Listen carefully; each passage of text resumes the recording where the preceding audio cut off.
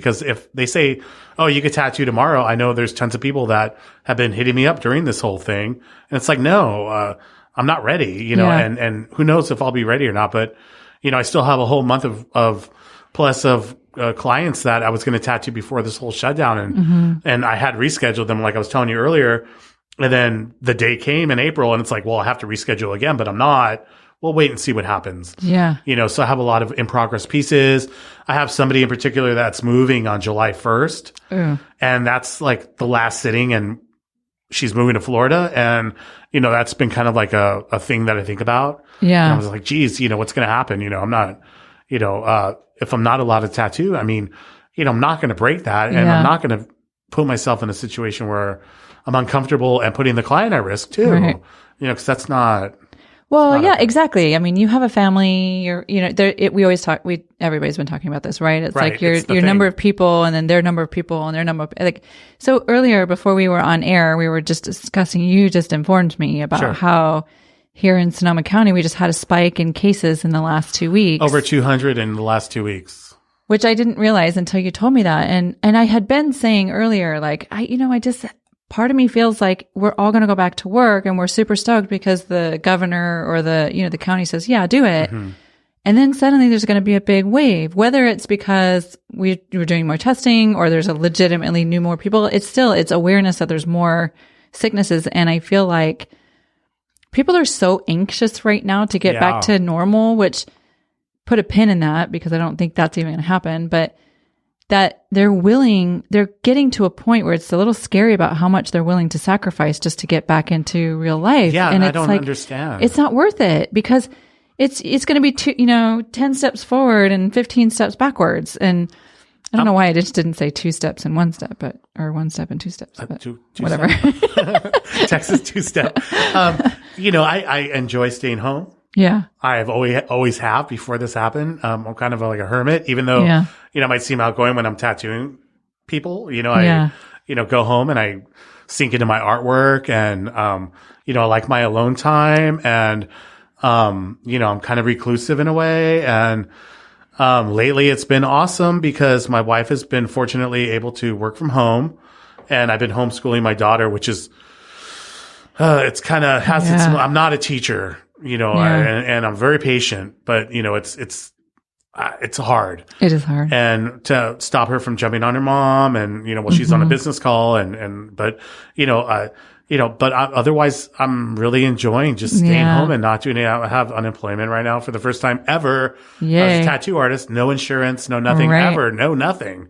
You know, we've been so under the radar, but you know, the PUA thing, you know, it's been cool because, you know, I've just been stalking it away. You know, it's fine. Totally. I'm not, you know, but, you know, I've been baking. I have a sourdough bread. I have 2 sourdough starters. Can we talk about this? I'm noticing, like, I've been trying to like get off of the social media a little bit because it's driving me bonkers, but I'm seeing like everybody's talking about sourdough starters. What the fuck is happening here? I think it's because, you don't have to use yeast. And why all of a sudden is everybody into bread? Because nobody has anything else to do. Is that what it is? Fucking like puzzles. Watch this dough ferment. And you know, I have two doughs. I have one named Bodhi because you have to name it. Really? Yeah, you have to name it. And then I have another one named Gerlach. It's just the name of. I kind of like Bodhi. Yeah, and so Bodhi is a starter that I got, and it was supposedly from 1810.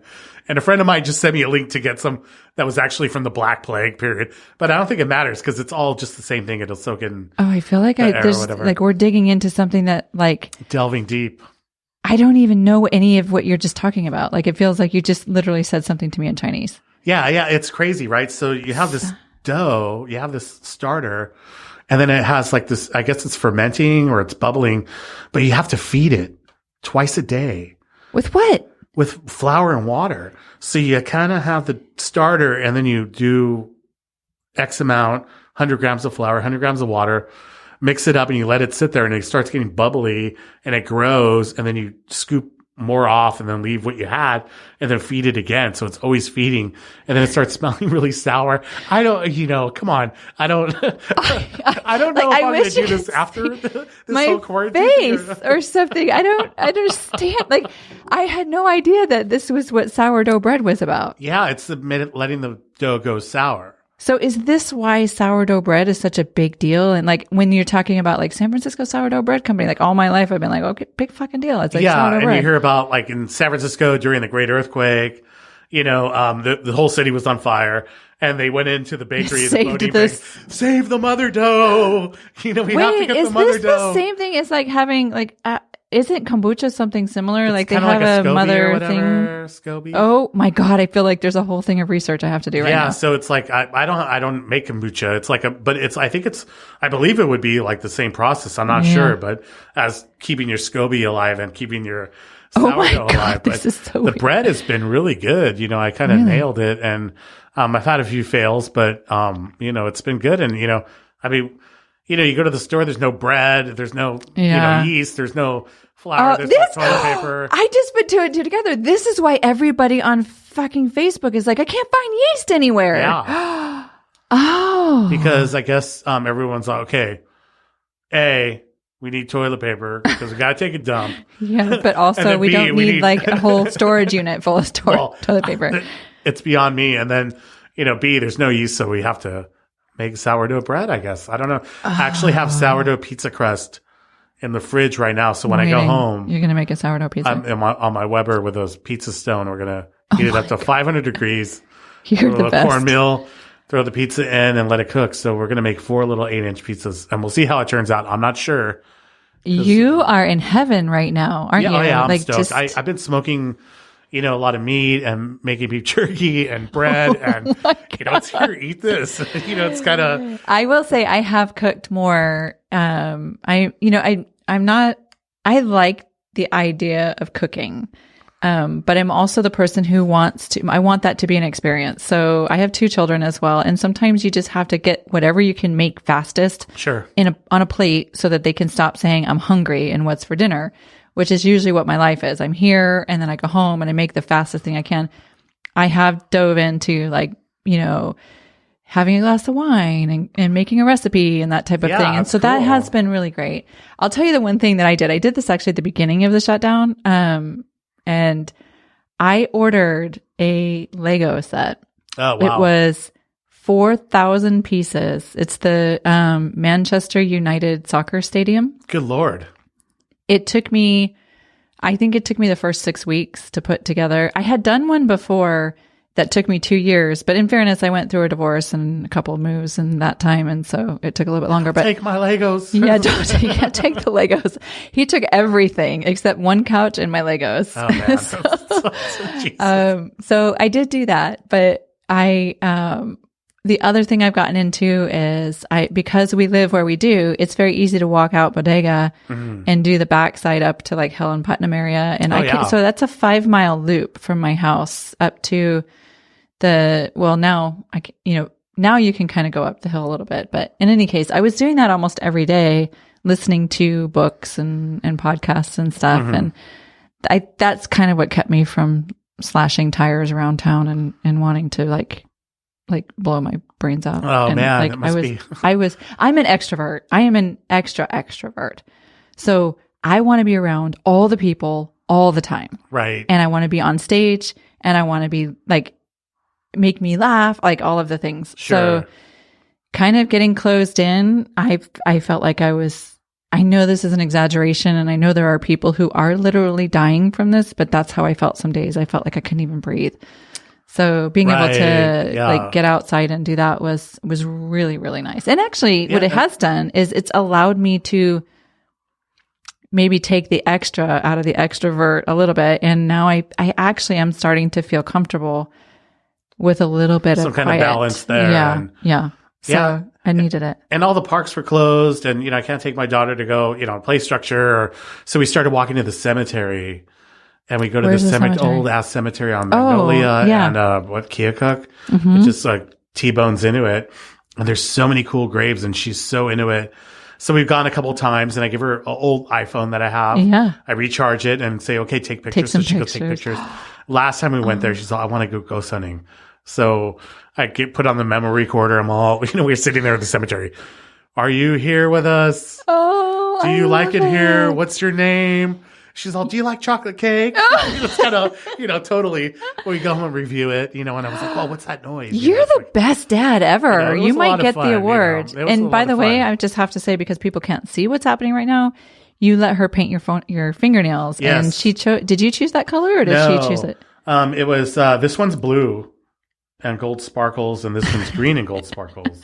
And look at how nice it looks. It's like, so I've had my nails done. Yeah. I think once I went to the nail salon or whatever, but had my toes clipped. It's just weird. But, she did a great job. And, I'm her best friend, it's like, we're cute buddies. So that's what we do. And, spending a lot of time with her, and, it's awesome. And, that's so good. And, it all has its ups and downs, but in the end, it's I'm having a great time. One thing I hope is that, how old is she? She's 6. She's 6. So she may remember. I have memories back to 5, I think. I hope as many children as possible, while right now they may feel frustrated because they're not seeing their friends or whatever, but it's hard. There are family moments that are happening that you and I, for example, I don't know about you, but I'll speak for me. I think back to when I was a kid, before my parents were divorced, before I knew like what real life was, and when we were sitting around the table and we were having conversations and we were doing family things. And even now at my age, I look back and I really miss those moments. Mm-hmm. I hope that our children will grow to at some point, look back and be like, hey, there was a period of time where we were like stuck with each other. Yeah. And it was cool. And like maybe want to do that with their kids or something to a certain degree. Yeah. If that, I'm sure she'll remember it. And she has a great memory. And, also we have this iMovie thing on the phone where we've been making these like mock movie trailers. And so I put all these like different things in there and, take photos and video, and then we put it all together. It's actually pretty hilarious, to see what comes up, but just to keep it busy when, cause homeschooling is, it is no joke. It's no joke. And she's in kindergarten. So yeah, my son is in kindergarten as well. So you have to like micromanage that for like, you can't just be like, okay, do this and then go away and then come back 10 minutes later. You're there. Yeah. And you're okay. We're, trying to get her, to learn more of her letters and sight words. And, it's, if she decides that she doesn't want to do it, then, then it just, no, you do it. No, I won't. No, then it just goes back, and then it'll escalate till I need to go outside. And, you just, I don't know that this has been the right thing, but it has been the right thing for me. And this is a change for me, because generally all of my life, I have been the person who's always trying to make sure everybody's getting everything that they need and putting me behind. That has been a little bit different this time. I admittedly have had these huge, like emotional upswings and downswings between the business and the kids and all the things, which I think is common right now. The thing that I end up sacrificing to save something, the thing that I save is me, which is not typical for me. The thing I sacrifice is the schoolwork. My daughter's 14. She can do her Zoom calls and all her schoolwork on her own. He has to be managed. And there have been many days in which I was like, you're 5. Right. Like you are not going to grow up to be any less than what you normally would be if we skip out on these, like, he goes to Montessori as well. So it's like, what is, like, how do you pour water into a vase? And all of those things.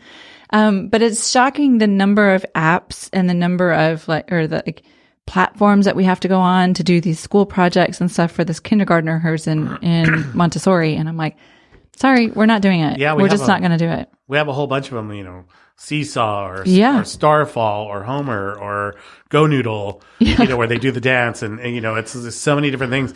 But her kindergarten teacher, Miss Neufeld at Valley Vista, is amazing. And we do Zoom meetings. We're doing them every day. Oh, God. But now we're just doing them on Thursday is her group. And then we do all free for all on Friday. Okay. Cause it was just like this, crazy Brady Bunch thing where all these kids are just like talking in these squares. But, kudos to her. And I know that's, she misses those kids and, cause she's so into it and she's such a dedicated teacher that, each class that goes through, this is the one class that wasn't done to completion, you know, and they're just kind of pulled away, and, you know, and you still want to have that kind of, okay, she still wants to see them, and, you know, that's awesome, you know. So, but, you know, she told us, she goes, we have tons of work, and she's all, if, you know, it's better not to just struggle and have a fight over it, just walk away and, you know, and that's what we do. I mean, 6 months of schoolwork being missed is not going to change the trajectory of their life. I don't think. I personally don't.